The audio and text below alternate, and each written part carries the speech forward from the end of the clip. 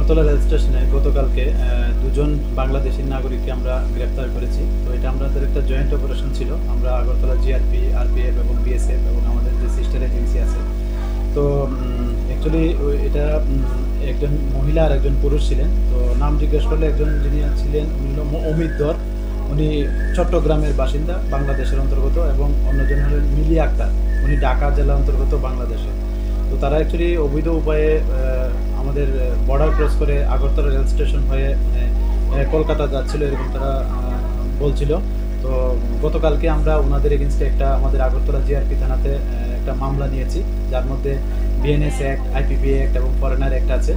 তো আজকে আমরা ওনাদেরকে মহামান্য আদালতে প্রেরণ করছি এবং দেখছি যে তাদের এই ইলিগেল এন্ট্রিতে কে বা কারা সাহায্য করছে।